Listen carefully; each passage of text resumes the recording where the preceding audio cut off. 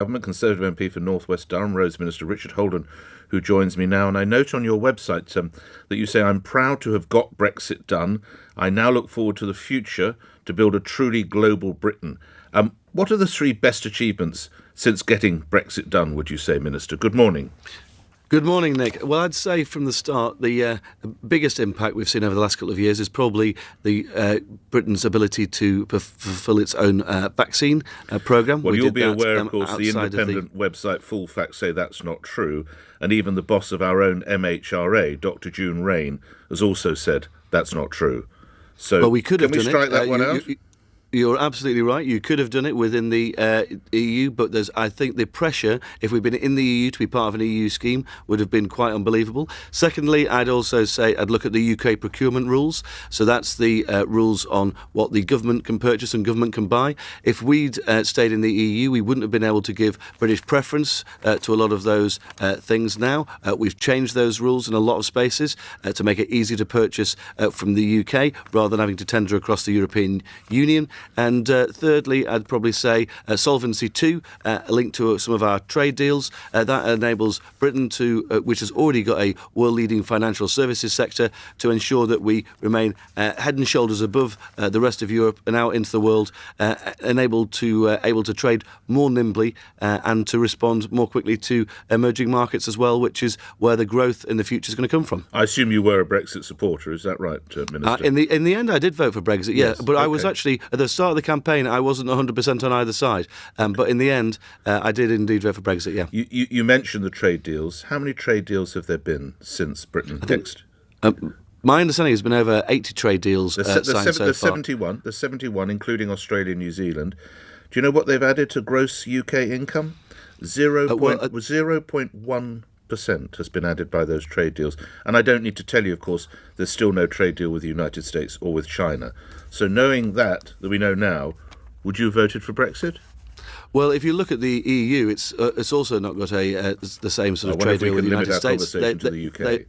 They've been in negotiations for years. What it's been good to see from the trade deals we have secured, so with Australia, New Zealand, Japan and elsewhere, many of them are improved compared to what we would have been within the European Union, enabling our exports to move more freely without tariffs. If you look at, say, for example, the spirits tariffs with Australia, which have been cut now, we're moving in a direction. You're absolutely right that the progress at the start of all of these trade deals, you see a small tick, but that's something that grows over time, and that's as the trade relationship develops.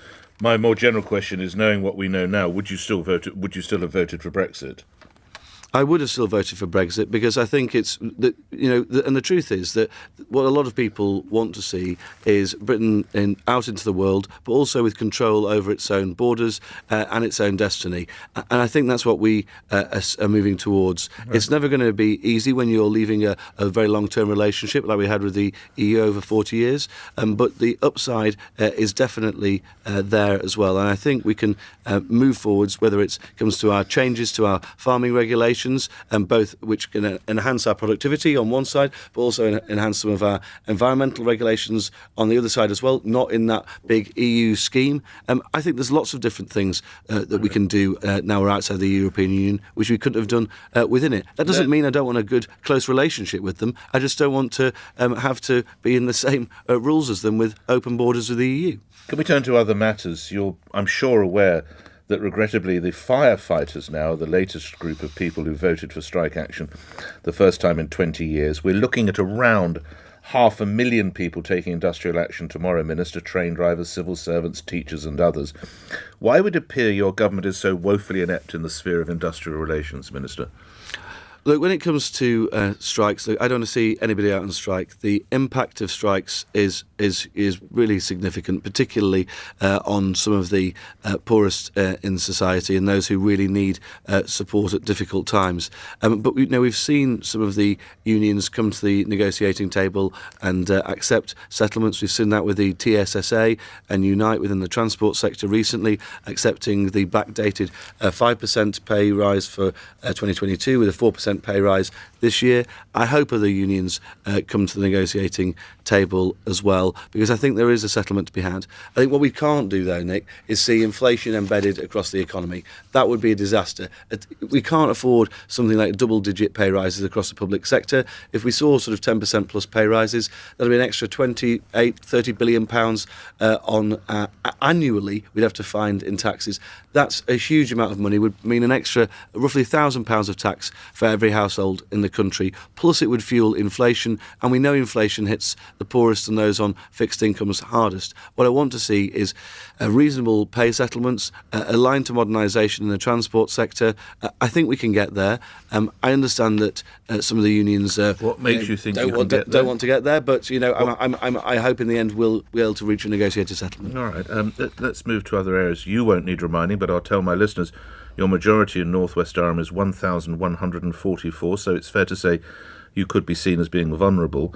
Suella Braverman, the Home Secretary, writes in one newspaper, the Daily Telegraph today, that effectively if the Tories will not win or even stand a chance at the next election unless they halve the migrant boat numbers. That is, of course, one of the Prime Minister's 5 pledges. Is that achievable in your view, and is she right? I think it is achievable. I think we have to do it, though. This is about delivering on what the British people voted for, which was control over our borders. What we saw a few years ago is people used to arrive via the Channel Tunnel, hanging on the backs of lorries. We saw that tragic incident when many of those migrants died in the back of a lorry. We're seeing, sadly, tragic circumstances when people are dying in the Channel. I think we need to have a robust immigration policy which allows people who the UK wants to come here and work to be able to do that within the boundaries, within the law. I think we should have a proper system to help people in real need. We've seen hundreds of thousands of people come from Hong Kong, Ukraine, there's Afghanistan interpreters who work with British forces. I want us to be a compassionate country, but that means we've got to have strong borders as well. It's not an easy thing to achieve when you've got international organisations trying to smuggle these people in, but we know that most of these people trying to travel across the Channel are economic migrants. They're travelling from safe countries like Belgium and France. What we need to see is action there. I know it's one of the Prime Minister's top priorities. I've spoken to him about it personally. I know other colleagues have as well. And the Home Secretary is right that we've got to tackle this issue because it's something that drives people absolutely bananas. And I know that the government's committed to doing it. And I'll do everything we can, unlike the Labour Party, to actually control some of these issues. Let's just finish with very much your brief as Roads Minister. Do you support so-called smart motorways, Minister?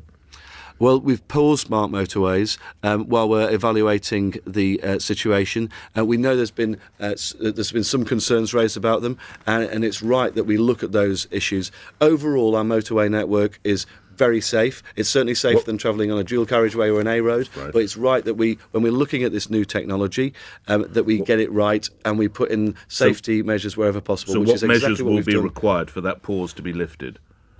Well, I think we're going to have to see that the smart motorways are at least as safe as the current network. I think what we're looking at the moment is we're putting in some of those extra safety features in, such as the extra bays all along the smart motorway network. We're looking at getting better CCTV and stationary traffic monitoring in there. But this is going to be something that we're not going to be looking at expanding that network again, not even looking at it again, until we've got proper information there, because I know this is something of real concern to people across the country. Finally, one network that will be expanded in London is, of course, ULEZ later this year in the summer.